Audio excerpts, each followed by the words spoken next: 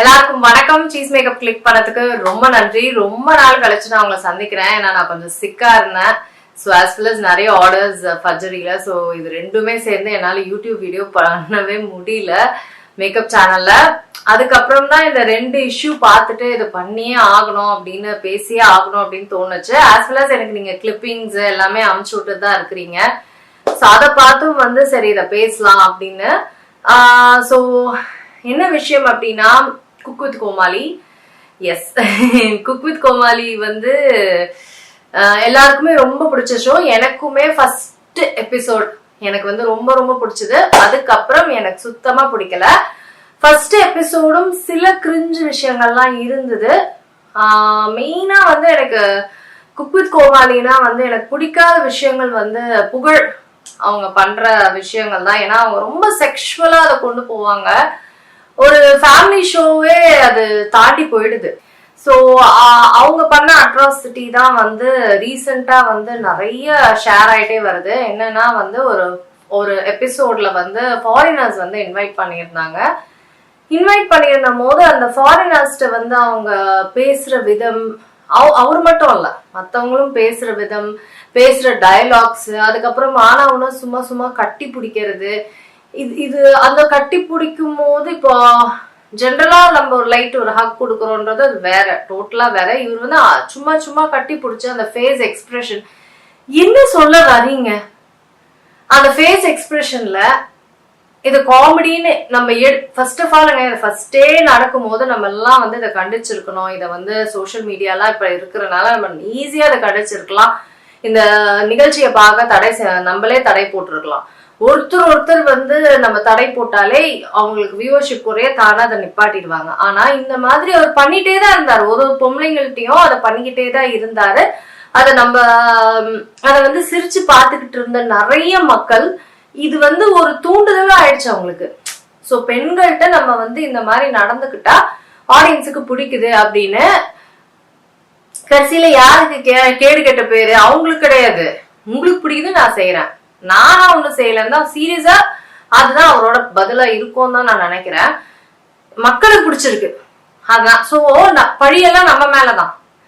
உங்களுக்கு பொம்பளைங்களை இந்த மாதிரி ஃபேஸ் ரியாக்ஷன் எல்லாம் போட்டுட்டு கட்டி பிடிச்சு முதல்லயே ஃபாரினர்ஸ் நம்ம இந்தியாவை கழுவி கழுவி ஊத்துறாங்க. இந்த மாதிரி விஷயங்கள், செக்ஷுவல் விஷயங்கள்ல ரொம்ப அசிங்கமா நம்ம கண்ட்ரிய பேசிட்டு இருக்கிறாங்க. இதுல நம்ம தான் அழைச்சிருக்கோம்.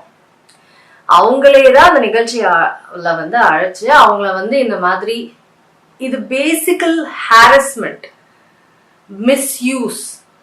They have been misused. அவங்கள அவங்க இயல்பா கட்டி பிடிக்கிறாங்க. அவங்க மனசுல எந்த அழுக்குமே கிடையாது.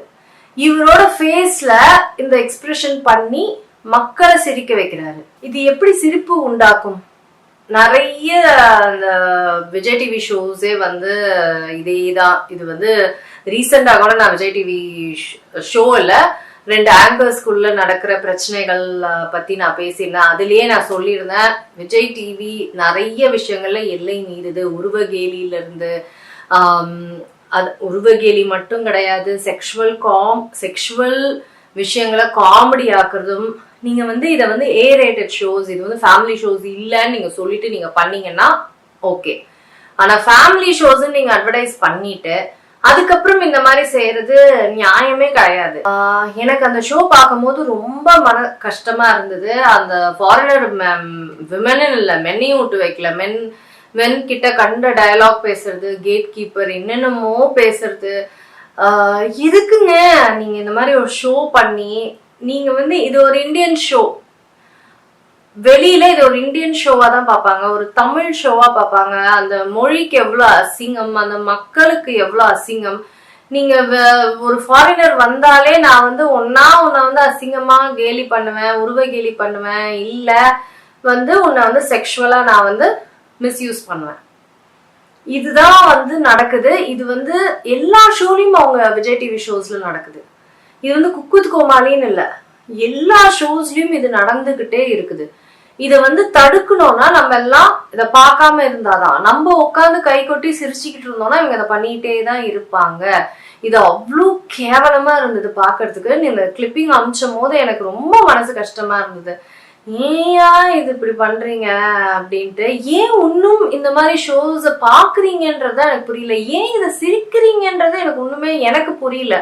இதை பார்க்கும்போது எனக்கு மனவலி தான் வருது. இதை பார்க்கும்போது ஸ்ட்ரெஸ் தான் ஆகுது. இதை பார்க்கும்போது சீ அப்படின்னு தான் இருக்குதே தவிர இதை ரசிச்சு பாக்குற மனநிலை எப்படி இருக்கும் அப்படின்றத என்னால யோசிக்கவே முடியல. அதனால இத பத்தி என்ன பேசுங்க அப்படின்னு சொன்னும் போது ஃபர்ஸ்ட் ஆஃப் ஆல் இந்த ஷோஸை பாக்குறத நிப்பாட்டணும். எனக்கு தெரிஞ்சது அது ஒண்ணுதான். இவங்க எல்லாரும் கண்டிப்பா அவங்க நம்ம மேல பழி போட்டு எஸ்கேப் ஆயிக்குவாங்க. நீங்களா சிரிக்கிறீங்க, நான் பண்றேன். தனி ஒழுக்கம்ன்றது கிடையாதுன்னு தெரிஞ்சு போச்சு நம்மளுக்கா ஒரு ஒழுக்கம் வேணும். நம்ம இந்த மாதிரி விஷயங்களை பண்ணக்கூடாது. மக்கள் ரசிச்சாலும் பரவாயில்ல, கிளாப்ஸ் வந்தாலும் பணம் வந்தாலும் பரவாயில்ல, நான் இதை பண்ண மாட்டேன் அப்படின்ற ஒரு தனி ஒழுக்கம் அவங்களுக்கு கிடையாது. எப்படியும் நம்ம மேலதான் பழி தூக்கி போட போறாங்க. நம்ம முதல்ல இதை ஸ்டாப் பண்ணோம்னா தானா இதெல்லாம் பண்ணக்கூடாது, மக்கள் இனிமேல் இதெல்லாம் ரசிக்க மாட்டாங்க, இதை ரசிக்கிற தன்மை கிடையாதுன்றத அவங்களும் உணர ஆரம்பிப்பாங்க. ஃபர்ஸ்ட் ஆஃப் ஆல் செல்ஃப் டிசிப்ளின்றது ரொம்ப முக்கியங்க. அது அவங்களுக்கு கிடையவே கிடையாது. இந்த மாதிரி அசிங்கம் பண்றது, இந்த மாதிரி கட்டி பிடிச்சி இந்த மாதிரி ஃபேஸ் எக்ஸ்பிரஷன் பண்றது தவறுன்றது தானா உணரணும். பைசா வருதுன்னா என்ன வேணா பண்ணலான்ட்டு இருக்கிறாங்க. But very very very bad when I saw the show. என்னால ரொம்ப நேரம் பார்க்க முடியல. எனக்கு ரொம்ப இரிட்டேட்டிங்கா இருந்தது. நான் நிப்பாட்டிட்டேன். பட் தயவு செஞ்சு பாய்காட் பண்ணுங்க இந்த மாதிரி ஷோஸை.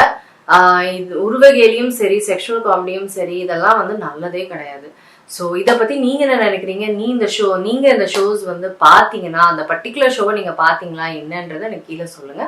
நான் உங்களை சீக்கிரமா அடுத்த வீடியோல சந்திக்கிறேன். வேற ஏதாவது இந்த மாதிரி டாபிக் பேசணும்னாலும் சொல்லுங்க, நான் பேசுறேன். நான் உங்களை சீக்கிரமா அடுத்த வீடியோல சந்திக்கிறேன். வணக்கம்.